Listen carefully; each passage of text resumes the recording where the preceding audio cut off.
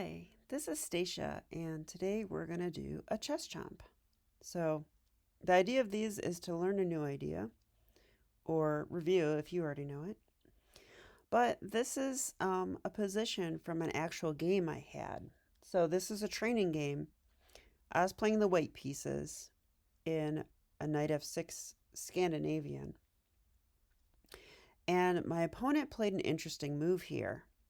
So he's going with a Grunfeld type strategy, putting his bishop on g7 to attack g4. He played c5 to attack d4. Probably this is coming next. Castles, rook over. And he's playing against my center, which I can appreciate. But here he played an interesting move. So he played the move knight to e4. Now here's a question for you. Where would you put your queen? And if you'd like to pause your video, go ahead and do so now. Okay, so in the game, I played queen d1, and this position is fine, but it's basically equal.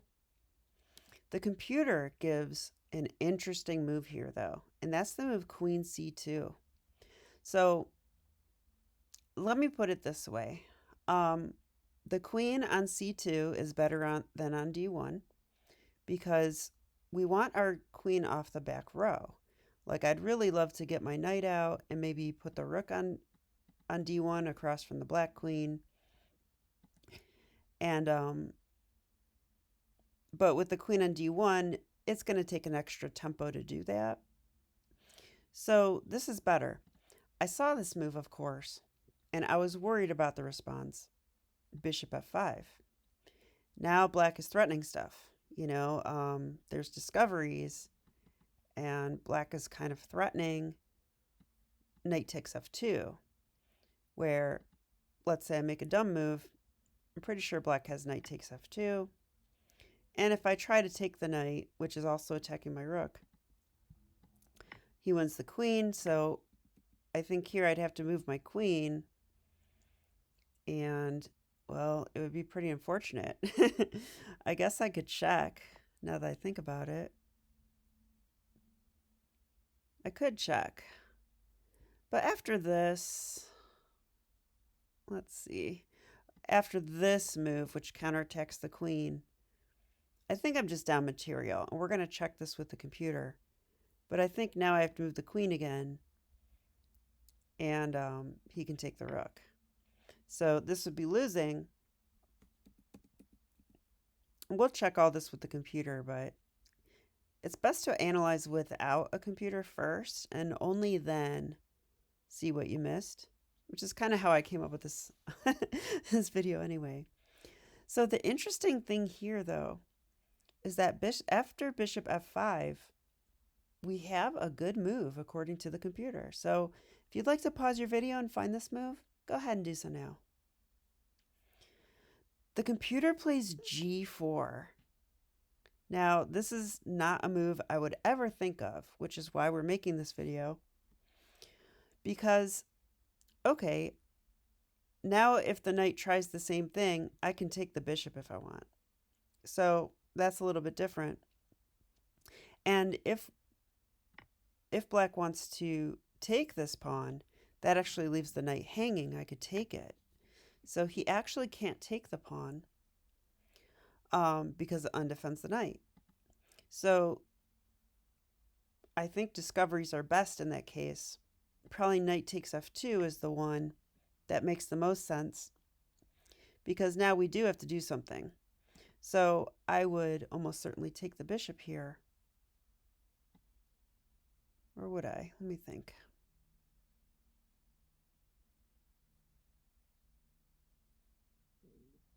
I think the computer gave a different move here. And I don't recall what it was. I don't want to cheat. Taking the bishop certainly seems possible. But then he takes our rook. Oh, maybe we could play this move, though. I didn't think about this move in the other variation. But if this move, couldn't he play knight takes? But after knight takes, we take the bishop. Okay, this is confusing. Okay, so we're going to check with the engine now. Because I don't know what's going on and I don't want to bore you guys while I try to figure it out. Oops, sorry. All right, so enable. Okay, we'll do best move arrows. Okay.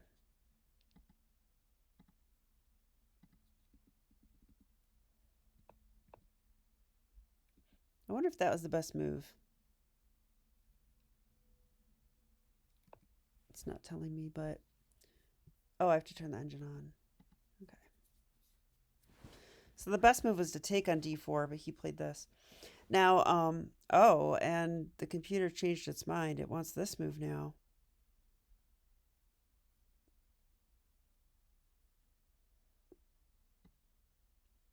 But let's do this one. I was worried about this. So this is the reason I didn't play queen to c2. Yeah, and now it says white is winning if we play g4. I'm going to see if that's the only move. I mean, it must be. It absolutely must be. We'll do multiple lines. I guess bishop d3 is okay. White has an advantage, but g4 wins the game. So I'm going to turn the arrows off. Just one arrow. Yes, this move actually wins the game. So like I was saying, knight there is kind of a silly looking move. Let's try this one. What's the refutation to this move? Oh, the refutation is this. I missed this move. We have a check. And this check, unfortunately for black, means that two of the black pieces are now under attack. The knight is under attack, and I can take with the queen, which means the bishop's not attacking the queen anymore, and the bishop's under attack. So, yeah, I can see the computer here wants to retreat the bishop. What about taking the rook, though? Is that an option? No, he's in check. Yeah, he's just in check. So now we trade and take the knight. Seems simple enough. Could even take with the bishop, I bet, if I want to, which I might.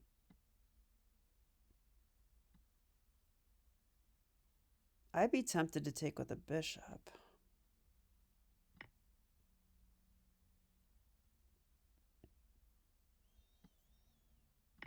I guess it's still a little bit sharp even now, but now the knight defends the knight, and this looks pretty nice. So this is the computer trying to mix things up now. But we're up material, so if we defend this, we win. Okay, going too far in the variation. Let's get back to our main idea, which was after knight e4, we could even play check now, which I saw. But I don't get why that would be good. Yeah, it's just equal if I play that move. So here, just to review, because we're also going to look at queen d3. Here, this move doesn't work. So this is the move I was worried about because of g4. New idea for me. And I find it fascinating because black's relying on this bishop to defend the knight. So we're deflecting the bishop away to take it. And this desperado / discovery doesn't work because of this check. So it's a discovered check. And like, let's say that black just blocks with like a knight. Yeah, it's just not going to work because we unleashed another attack on the knight with the queen. Like I was just thinking, like this check's very important. This is what's important. The queen attacking the knight, because if that didn't happen,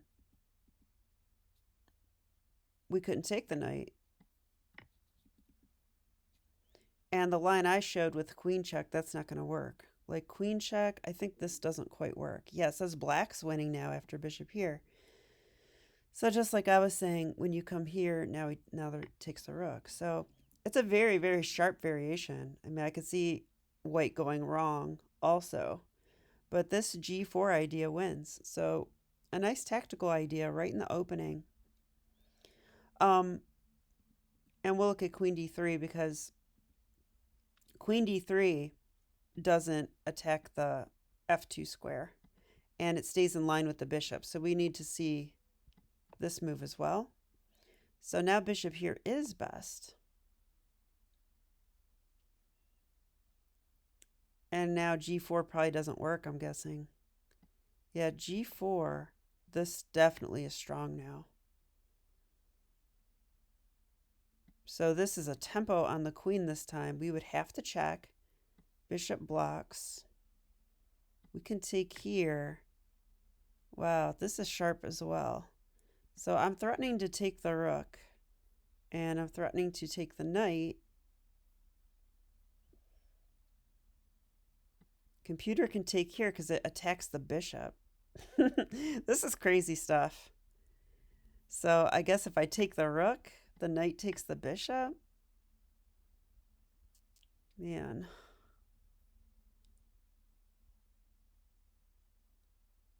And then I need to get my queen out because next the knight will come here. And my queen will almost be trapped. So I have to come here. This attacks the knight. I was thinking the knight would do this. Oh, wow, look at this move. It's defending the knight again. It's kind of funny. And now they defend this way. Wow, fascinating move to play. And by the way, if the knight comes here, it defends this bishop. I would be tempted to play something like this here. But then the knight would almost fork us? I'm not sure. This is very sharp stuff. Oh, wow, I get forked. I missed this one. That's a fork on the queen and the king. So, okay, I really dove deep into this. Sorry, it's not my intention with these videos. But let's review the main idea one last time. Or actually, I just want to go over Queen D3. Okay, so yeah, it was knight here, Queen D3. Here, this move is okay. We should just take. And now, the nice thing about this move is if black tried anything, I can trade the queen off first. So a nice little tempo move and then take it. So that would win. So this nice little move stops him. So black wants to play here to stop that idea. But then I simply move my queen out. And they chase me away a little bit, but okay. Yeah, this is just a game again. So I actually like Queen C2 better then in that case, just because it's trickier. Sometimes, like practically speaking, the trickier move isn't correct, but I mean, if you can play a move that has potential to trick your opponent, like Queen C2, I want to turn the engine back off, then like this is the move I like the best. Let me put it that way. It's a tempo on the knight, so he has to do something, and the obvious move bishop here loses the game due to G4. So I think that's why, to me, Queen C2 is the best move. Queen D3, just the game goes on. You don't have a chance to win right in this moment. Also, I think I like the queen better on the square. It's just the best square for the queen. So I would be worried about this move, but G4 and knight takes F2 doesn't work because we have bishop B5 check. Okay, I'm going to do one last thing because I'm crazy. I want to do this without moving the pieces. That sounds fun, doesn't it? Just a little visualization exercise for us. Let me get the position back. There's 94. Okay. So we're talking about Queen C2. So if I was in a real game, I'd have to be like, oh, queen c2, bishop here, which I did see in my game. But then I'd have to see the move g4 and know that the bishop cannot take the pawn because I take the knight. So that would not work. And I'd have to see that the bishop can't retreat for the same reason. It's defending the knight. Now, this is the only square that the bishop can defend the knight. So queen c2, bishop here, g4, we're deflecting the bishop. So the only move now is to look at discoveries immediately. And if here we take it, no problem. So the real one to consider, well, knight g3 is a move too. You know, it really is, because it does attack the knight. Or the rook, I mean. But I think even there, so we'll analyze this. Sorry, but this is real chess, guys. This is how we get better at our chess, looking at stuff like this. All right, so we know that knight takes f2 loses because we play check. And then when the bishop comes back to block, we can just take it. Black will take with a knight or a queen there. And now the queen is actually attacking the knight on f2. This bishop on e2 is no longer here. So it wins material and the game. Now, let's look at the other variation. After queen c2, bishop f5, and g4, the last move I would have to consider is knight g3. So we didn't look at this in our analysis. So let's try to figure this one out. This move does attack my rook on h1, and it also attacks the bishop.